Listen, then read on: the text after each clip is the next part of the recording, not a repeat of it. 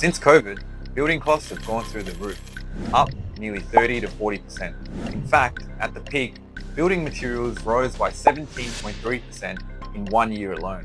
We've seen labour shortages, material shortages, and price hikes like never before. In this video, I'm going to be breaking down what it actually costs to build a custom home in New South Wales in 2025. If you're interested, then definitely keep watching. Hey guys, I'm Jazz Singh, one of the founders here at Havencraft Homes, and today we'll be talking all about cost. So before we talk about the actual cost, it's important to understand how that cost is made up. So there are certain factors that are going to influence the overall cost of the home, and then there are the underlying variables which make up the actual cost of construction. There are 5 key factors that influence the cost of building a home. These include location, design complexity, material quality, site conditions, and regulatory requirements. With location, it depends on whether you're in an urban area or a rural area. Urban areas tend to attract higher prices due to the higher cost of labor, and it also depends on site accessibility. If a site is hard to access, then it's going to increase your transportation and logistical expenses. Design complexity is proportional to the cost of the home. For example, intricate designs with unique architectural elements such as high ceilings or expansive windows require specialized labor and materials, which tend to lead to higher costs. Structural requirements for complex layouts and multi-layered homes may necessitate additional structural support, which increases both the materials required and the labor costs. The third key factor influencing overall cost is material quality. Choosing high-end materials like marble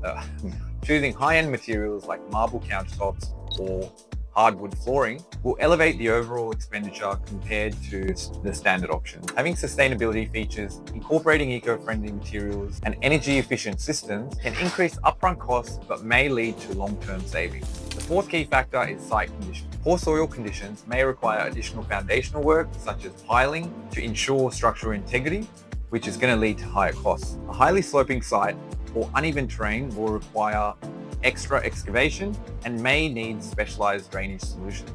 And finally, the fifth factor is regulatory requirements. Compliance with building codes and standards, especially safety standards, may incur higher costs, while securing necessary permits and adhering to zoning laws may require additional time. So now that that's out of the way, now we want to talk about what are the variables that build up the costs. In residential construction, when we talk about the average cost, they're usually calculated using an average cost per square meter. So there are 4 variables that make up that cost. They include materials, labor, the builder's margin and overhead, and any compliance costs. Materials are usually 40 to 45% of the cost, whereas labor is around 30 to 35%.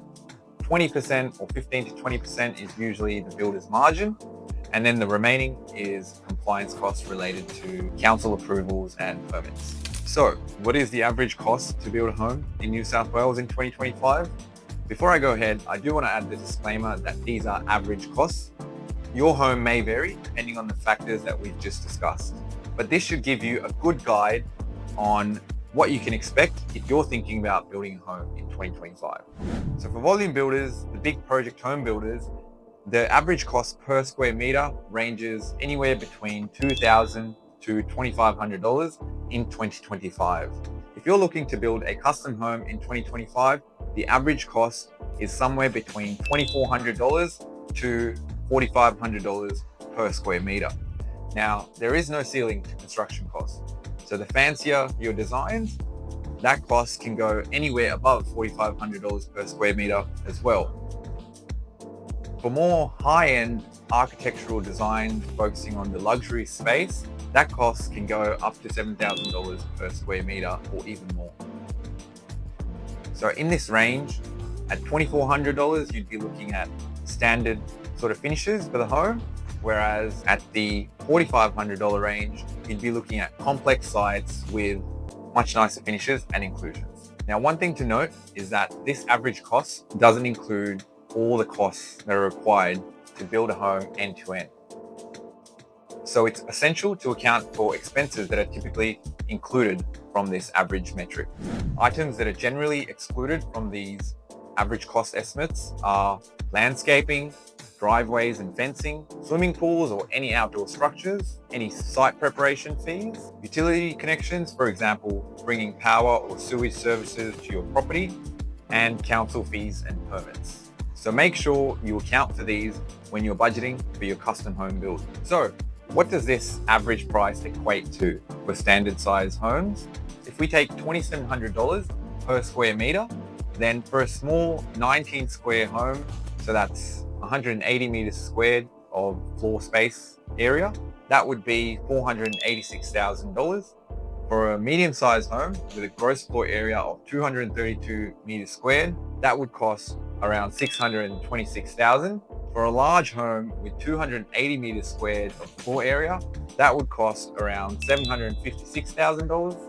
And for an extra large home with 330 meters squared of gross floor area would set you back $891,000. Now, once again, I do want to reiterate the fact that these are just averages and it's always going to vary depending on your site, your design, and your finishes. So you can use this as a general guide for when you're budgeting and planning your custom home, but these are not figures that you can take to the bank.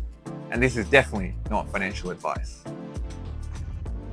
So there you have it. Those are the average costs to build a custom home in New South Wales in 2025. Now, costs do keep changing over time, and usually they grow at about 4 to 7% per year. Costs have stabilized for the time being and gone back to historical averages of increase. So if you're thinking about building a home, it's always to do it sooner rather than later, because these costs will continue to grow. Now, the big question, how can you build your dream home within your budget? Some tips to not break the bank are: keep the design simple. A rectangular home is cheaper to build than one with lots of curves and angles. Limit custom features. High-end finishes, large windows, and high ceilings all add up quickly. Prioritize what matters to you most.